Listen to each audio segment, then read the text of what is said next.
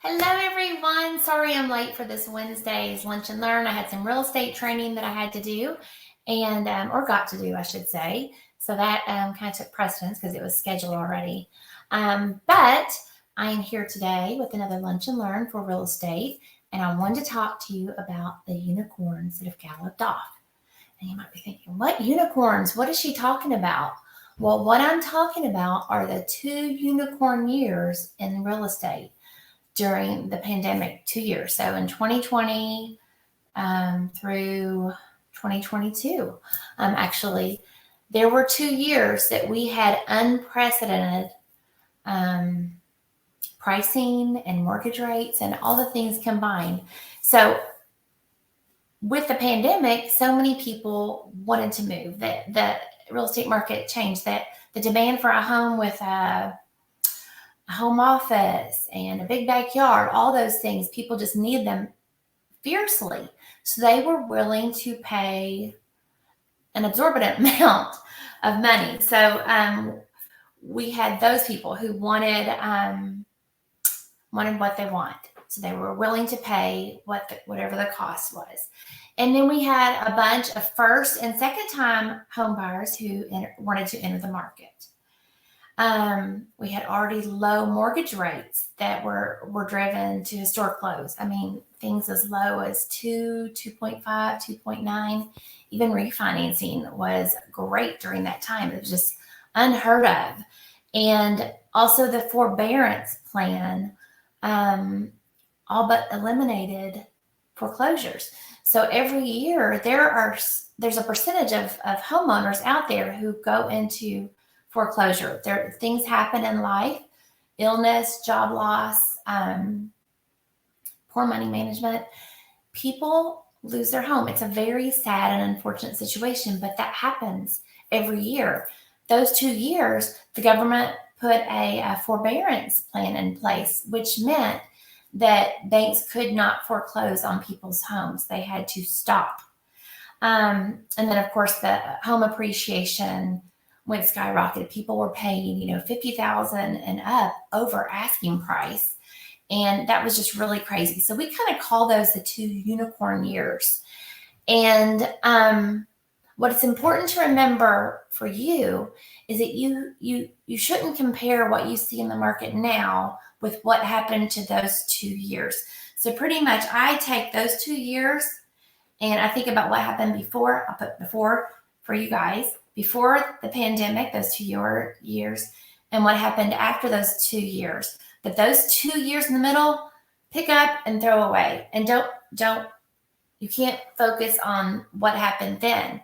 Because if you're looking for a home now and you're looking at interest rates and you're thinking, 5%, 5.5%, that's way too much. I'm not paying that.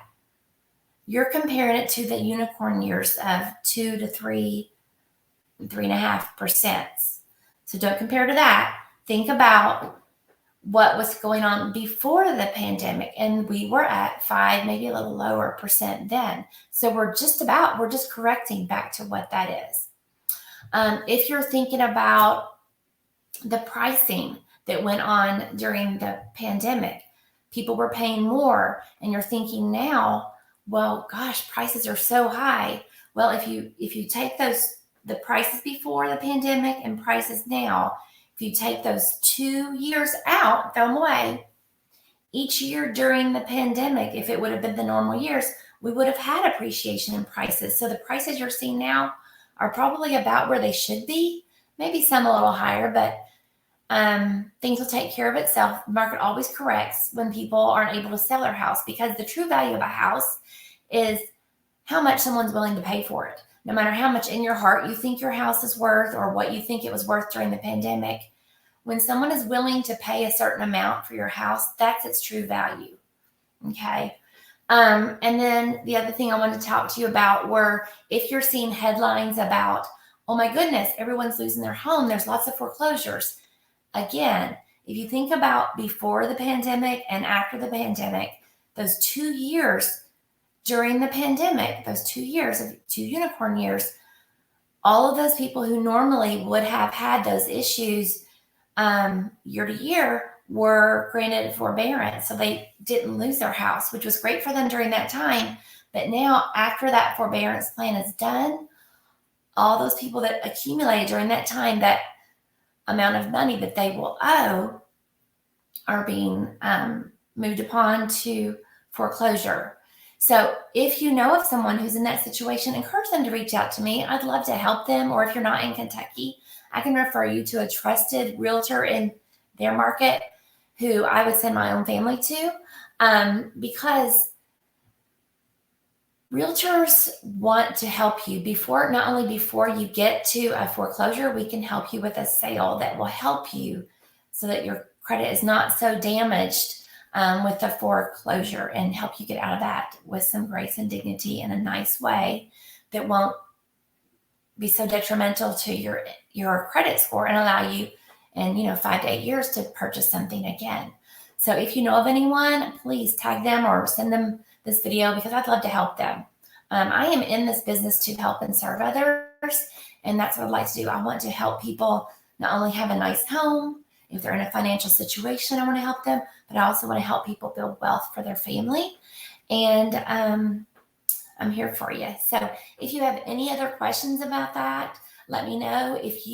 I also have a free guide if you're looking to sell or to buy soon, within the next year. Send me a message or tag me below, or message me in the comments, or comment in the comments, and I'll send you a link for my free home buyers or sellers guide that's for now during this season, that'll really be helpful for you. So reach out if you have any questions at all, and I will see you next week on our Lunch and Learn. Have a great day. Bye.